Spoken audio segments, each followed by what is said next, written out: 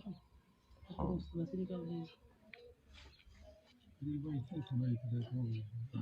अभी गांव नौसल, तहसील रूपनगढ़, अजमेर में मौजूद है हम लोग। जिस तरह से पूरे प्रदेश में जो दलित समाज पर शोषण की जो पराकाष्ठा वो पार हो चुकी है, आज एक और भाई जो है इस सामंतवादी विचारधारा, ये विचारधारा नहीं, ये एक कुटिल सोच के लोग हैं जो उन्होंने आज फिर एक हमारे भाई ओम प्रकाश रैगर को हमसे छीन लिया। हालात बद से बदतर हो चुके हैं। जितेंद्र मेघवाल, इंद्र मेघवाल, इधर से ओम प्रकाश रैगर, यानी कि आप ये देख लीजिए, उधर पाली, जालोर, अलवर का थाना की गाजी केस आपने सुना ही होगा, यहाँ अजमेर में ओम प्रकाश रैगर।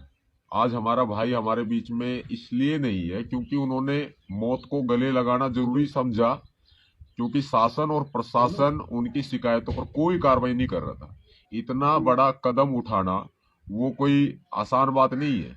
ये एक बहुत बहुत ही बड़ी पीड़ा का विषय है कि प्रदेश सरकार जिस तरह से दलितों का दमन कर रही है ना, ये वास्तविकता में चिंता का विषय है। अपने आप को दलित हितैषी कहने का दम भरने वाली कांग्रेस सरकार और इस पार्टी के नेता और खासकर मुख्यमंत्री अशोक गहलोत जो बड़े बड़े दावे करते हैं, उनकी नजरों में दलितों की जो वैल्यू है मात्र जानवर से भी बदतर है। तभी ये हालात जो है वो पैदा हो रहे हैं। इतने इतने नाम जो है उन्होंने, जैसे पुलिस ऑफिसर्स के नाम बताए, एसएचओ पूरी तरह से दोषी बताया है, गांव का सरपंच हो गया। तो हालात मतलब यहां तक आ चुके हैं कि एक दलित समाज का एक भाई जो है वो मौत को गले लगाने पर मजबूर हो जाता है। हालात यहाँ खराब हो जाते हैं। अभी फिलहाल यहाँ पर कुछ जांच अधिकारी भी मौजूद रहे। हमारे साथियों ने उनसे बात करने की कोशिश की तो वो लायबल नहीं है जवाब देने की। वो कहते हैं कि लोकतंत्र में नहीं जीते, राजतंत्र में जीते हैं। उनका मतलब ये है कहने का कि वो जवाब देने के लिए बाध्य नहीं है, यानी कि वो जनता के सवालों का जवाब नहीं देंगे। नीचे से लेकर के ऊपर तक पूरा पूरा सिस्टम भ्रष्ट, करप्ट और चोर, लुटेरे, डकैतों वाला हो चुका है।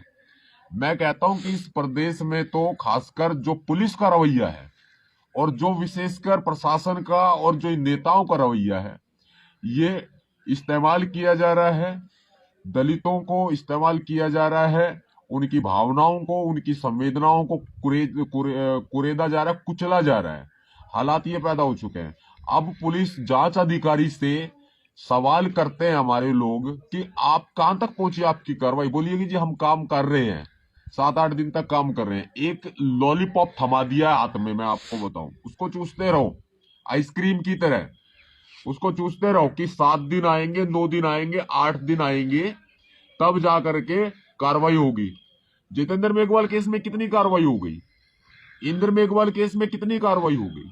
भाई सड़कों पर लड़ता है समाज, उठता है समाज, समाज जो है न्याय की आवाज उठाता है, लेकिन किस केस में कार्रवाई होगी और किस केस में सजा हो गई है?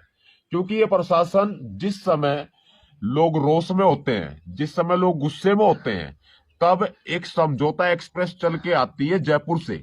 उस समझौता एक्सप्रेस में वो लोग बैठे हुए होते हैं जो दलित समाज के हमारे कुछ नेता होते हैं, उनके होती है बोरियां उनके पास में, उन बोरियों में भरे होते हैं नोट। तो वो घूमती घूमती लोगों के बीच पहुंचती है। सबसे पहले तो उनको खरीदा जाता है जो धरना देते हैं, फिर उसके बाद में फिर धीरे धीरे करके उस केस को ही दबा दिया जाता है। पीड़ित परिवार धक्के खाता है बेचारा।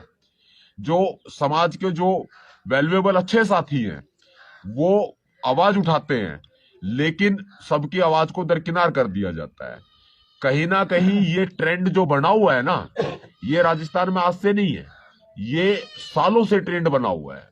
और अब ये परिवार, हालात आपने देखे होंगे, जवान मौत किसके घर में हो उससे पूछ के देखो, किसी का बेटा जाए, किसी का भाई जाए, उससे पूछ के देखो उसमें क्या बीतती है।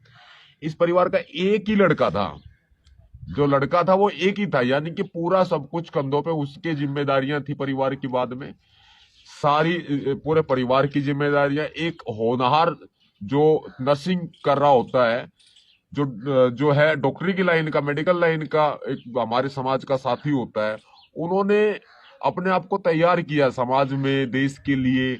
लेकिन लेकिन कहीं ना कहीं जो गांव में जो जातिवादी, मनुवादी, सामंतवादी जो लोग बसते हैं ना, उन्होंने उस भाई को छीन लिया। एक का भी किसी का कुछ नहीं बिगड़ा, और बिगड़ा हो तो हम बता दें। नहीं तो इस प्रशासन में और गहलोत में भाई अगर दम नहीं है ना तो हमें बताए, एक एक आदमी को उठा के ले जाऊंगा इस गांव से जो उस भाई के दोषी है, जो चाहे वो एसएचओ हो, चाहे वो कुछ गांव के ऐसे मनुवादी लोग हो, एक एक को उठा करके ले जा सकता हूं। ये सरकार जवाब तो दे। अरे ये पुलिस वाले जो घूमते हैं ये जांच के नाम पर, ये जवाब तो दे कोई। अरे तुम्हारे बस की बात नहीं है तो हम करके दिखाते हैं, हम सजा दिला के दिखाते हैं कैसे करते हैं। हालात खराब हो चुके हैं, पुलिस के पास कोई जवाब नहीं है, सरकार के पास कोई जवाब नहीं है। अशोक गहलोत एकमात्र एक ऐसे व्यक्ति हैं जो मुखोटा पहने हुए हैं दलित हितैषी का, लेकिन पूरी तरीके से दलित विरोधी अशोक गहलोत जी नजर आ रहे हैं। यहाँ सरकार का निकम्मापन, प्रशासन का निकम्मापन साफ तौर पे दिखाई दे रहा है। इस भाई को न्याय मिलना बहुत जरूरी है। जहां अभी पीड़ित परिवार जो हमारा है, अपना परिवार है, हम मिले हैं, बातचीत भी की है, सब टूट चुके हैं। देखो उम्मीद नहीं है, अब कहीं उम्मीद नहीं है, सब टूट चुके हैं। लेकिन फिर भी हमें भी इंतजार है, देखते हैं पुलिस क्या कार्रवाई करती है। हर काम मुआवजे पे नहीं होते हैं भाई। मुआवजा मिल गया काम हो गया, ठीक है, गुजर बसर के लिए मुआवजा मिल सकता है, लेकिन उन गुनहगारों का क्या होगा जिन्होंने हमारे भाई को हमसे छीन लिया। भाई हर चीज पैसे में नहीं खरीदी जा सकती। यहाँ लाश की बोली लगाने वाले बहुत बैठे हैं, लाश की बोली लगवाने वाले भी बहुत बैठे हैं। विश्वास है ये भारत के संविधान पर कि दोषियों को सजा मिलेगी, लेकिन संविधान गलत हाथों में है। हम सबको मिलकर लड़ना पड़ेगा। परिवार के रेगुलर संपर्क में हैं हम लोग, और रेगुलर जो है इस केस पर अपडेट जो है वो बनाए हुए हैं। हमारे भाई जितने भी यहाँ साथी हमारे बैठे हुए हैं, मैं दिल से सबको सैल्यूट करता हूँ। भाई ऐसे मुश्किल समय में, ऐसी घड़ी में जो है ये भाई जो है इस परिवार के साथ में डट के खड़े हुए हैं। बस ये है कि जिस तरह से गहलोत सरकार और ये अजमेर के प्रशासन ने हालात पैदा किए हैं, इनको बख्शा नहीं जाएगा किसी सूरत में भी। या सतपाल की अदालत जब लगेगी तो एक एक को टांगा जाएगा, ध्यान रख लेना। जय भीम।